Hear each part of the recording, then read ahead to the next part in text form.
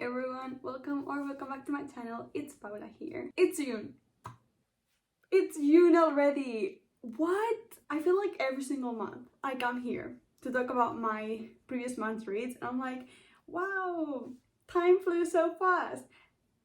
Every single month, and every single month I feel that. It is June already. We're like halfway through 2024.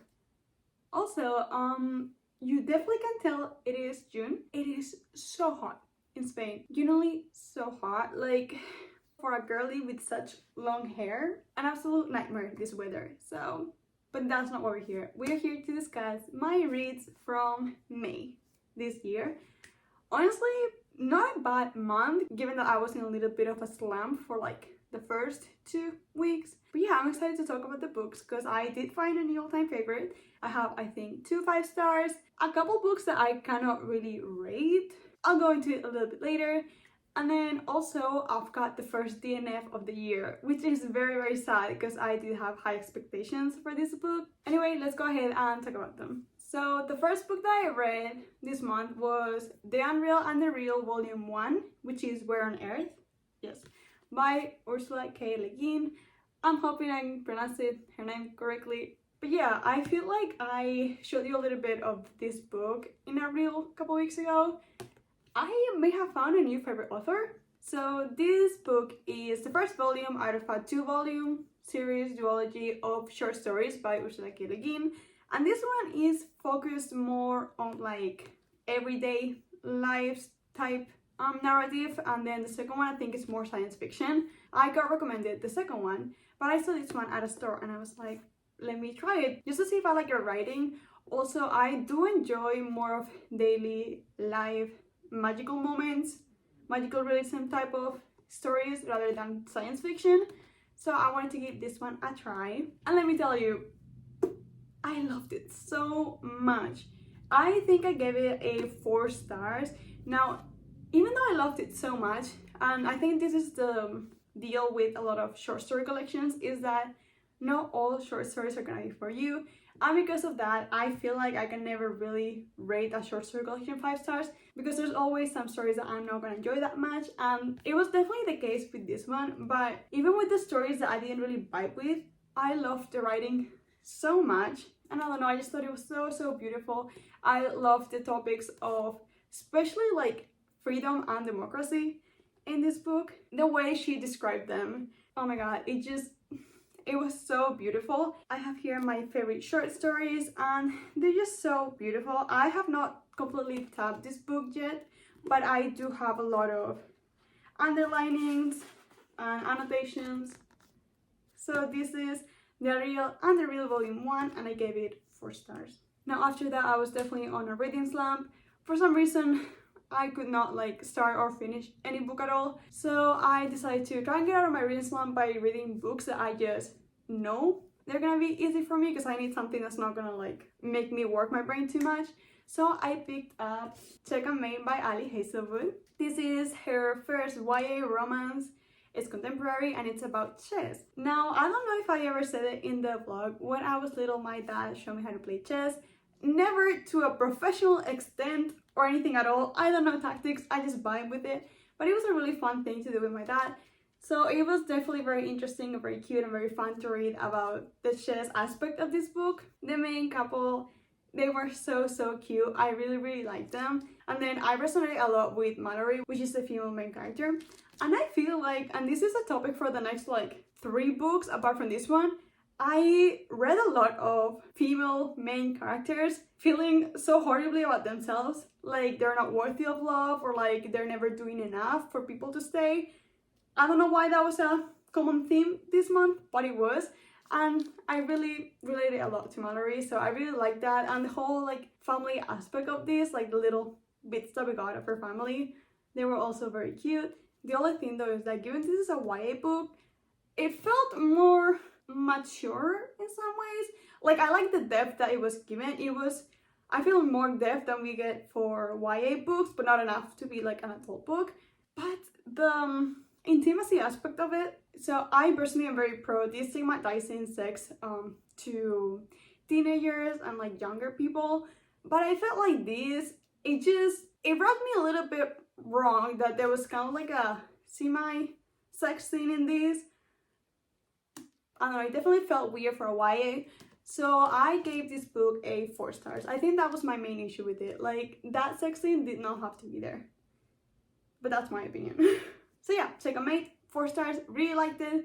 It was the beginning of getting out of my reading slump, so really appreciate it. So after Second Mate, I immediately picked up a different book because I just needed to keep it rolling.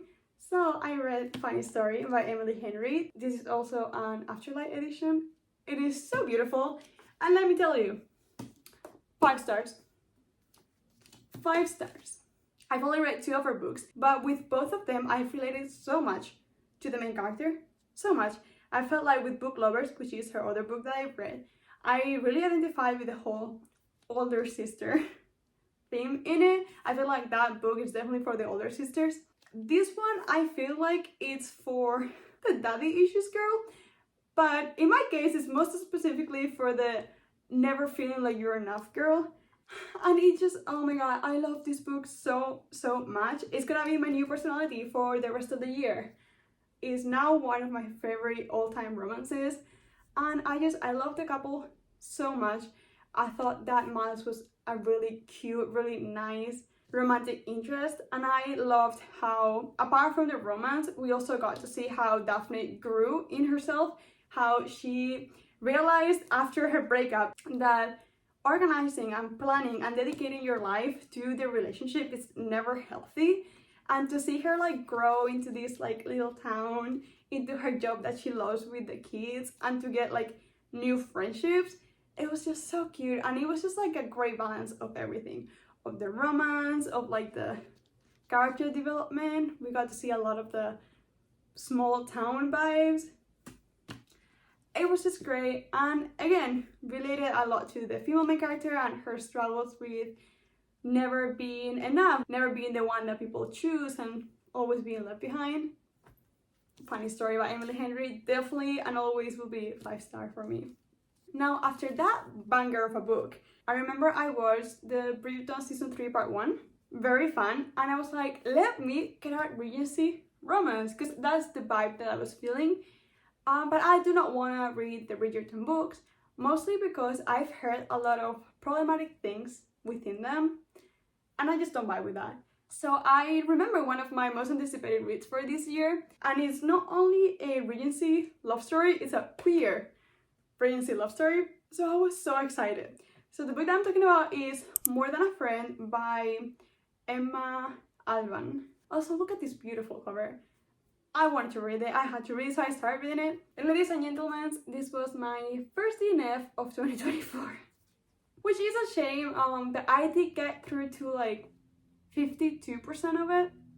So it was like halfway. I don't know, I was just not vibing that much with it. I felt like after reading Check and Mate, not that there's any reason really to compare them, just on the fact that they're YA genre, but I felt like I got so much more depth from Check and Mate, and for More Than a Best Friend, I was just not getting any depth at all. I feel like it was never realistic enough for me, in the sense of the way the dialogue was working, or how these 2 girls that were literally in the market to get married, how they didn't like, I don't know, have more of an existential crisis over the fact that they were in love with each other.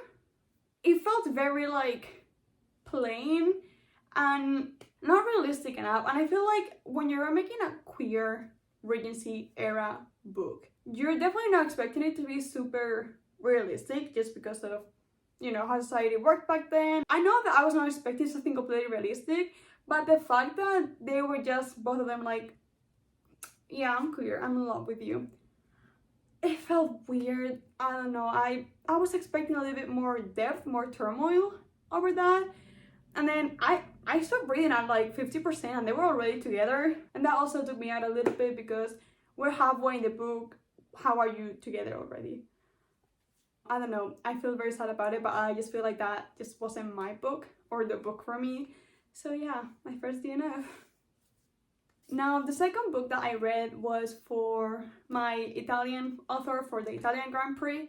And I read My Brilliant Friend by Elena Ferrante. This book, once again, followed the theme of female male character who who is just not feeling like she's worthy of love. In this case, specifically comparing herself to her best friend and always feeling less than and only feeling good with herself if she surpasses her in any way. So this book, I think, is one of the books that I just cannot rate in any way. It happened to me with Panza de Burro too by Andrea Abreu in like February, I think. I never gave that book a rating because it was just so weird. I couldn't. This one hit me in the feels so much. I don't think I can rate this book because it feels so intrinsically me that it feels very weird. But yeah, this one follows our main character Elena and how she grew up with her best friend. This only covers from childhood to adolescence though. There's 4 books in this series. Love this book. I don't think I can rate it because it feels wrong to rate it with how much this book made me feel and how much I was in this book and how broken this book left me. So we're just gonna leave it with no rating. I would definitely recommend it, but maybe not to certain people. I do think I will continue this series. So if I see the next book in a bookstore, we'll most likely buy it. Now after that weekend, I did a 24-hour readathon and I didn't have any better idea than to read Villette during that time. Now Villette is a 600-page classic by Charlotte Bronte. I read this one in Spanish because when I got it, I was still not very confident in reading classics in English. I loved Jane Eyre by Charlotte Bronte.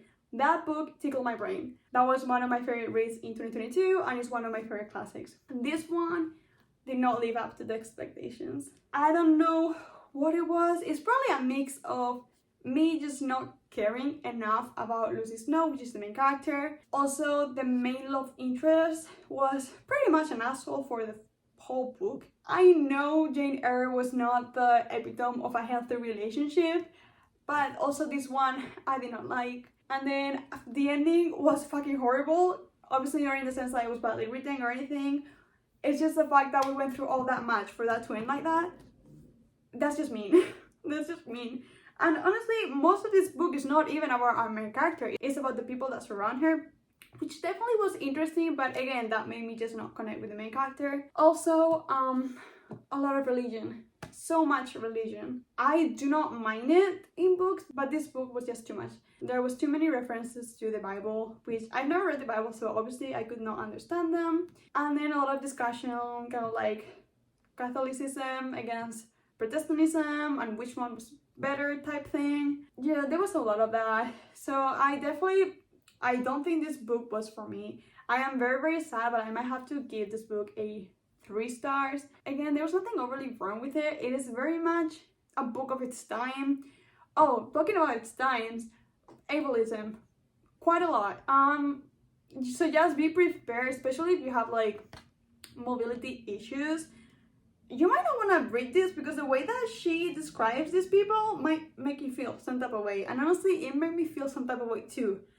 So, you know, maybe skip this one. But yeah, I feel like a 3-star is okay with it because I did enjoy a good part of it. Just, it was not at the level of Jane Eyre at all. And also, I feel like it hasn't taken me months to finish it because I read it in a 24-hour readathon and I kind of forced myself to finish it during that 24-hour readathon. So yeah. Now after that chunk, I definitely wanted something fun, more quick. So I went with one of my favorite classics, Frankenstein, but this time the illustrated version by Junji Ito. I love Junji Ito. I have read most of his short stories online and I do own Remina by him. I love horror. I love horror movies. I have not read that many like horror books because for some reason they don't hook me that much, but I'm definitely willing to try. And then his graphic novels are always so disgusting in like a good way. Not necessarily in a good way, but if it's a horror story, you definitely want the visual aids to be horrifying and disgusting. Junji Ito, he never fails. He never fails. Everything he draws, disgusting, horrible, horrifying. And he's just such a talented artist, so I love this book.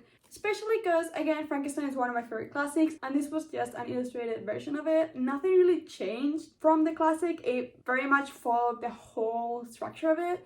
And there was only one change, and it did not change anything important in the plot. Really. Like, the way that it followed that change, everything was still the same by the end.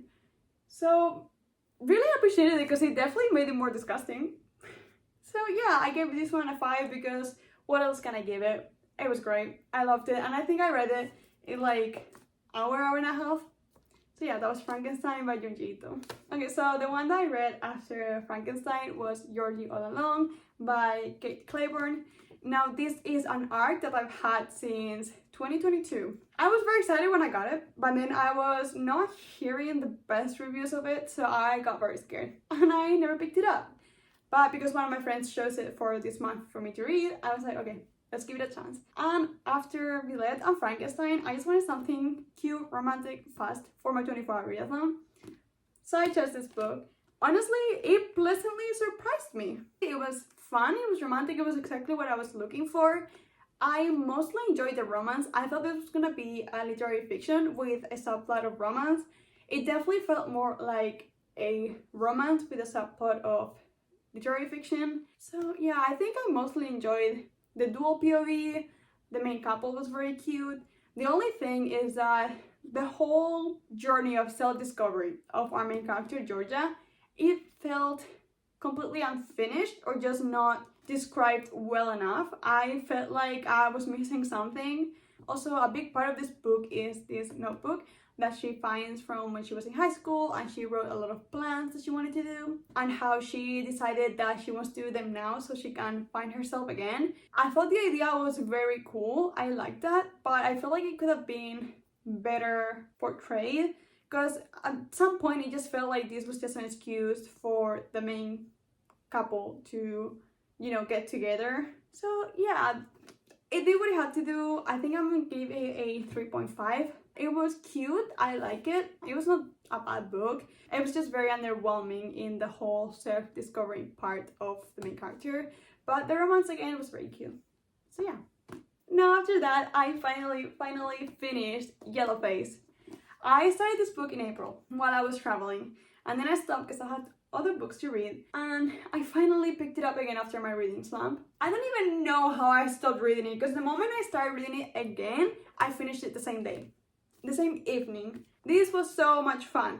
I gave it a 4 stars, mostly because it did lose me a little bit at the end. It got a little bit too paranoid-y for me, like a little bit out of pocket. But to be fair, this whole book, Miss Girly is out of pocket because she spirals so hard. Every decision she makes is the wrong one. We're here as the reader just reading how this girl is losing her mind because of her stupid ass decisions. And we're just like, why? Why? Please stop this. At some point I did have to like give me a break from reading because I was getting too much like secondhand embarrassment, and like it was too much for me. So yeah, regardless of that, it was very fun to read. Definitely a character that it's there for you to hate. Because if you identify or you like this character, I want to talk to you. I want to pick your brain a little bit, honestly, because you might sound a little delulu. Yeah, overall it was very fun. Very fast paced because things just keep spiraling down. So yeah, 4 stars to Yellowface by R.F. Kuang. Also, it's really no surprise because I do love R.F. Kuang, so. Okay, and then those are all of the books that I actually read in May. And then I have one that I'm in the middle of that I'm currently reading.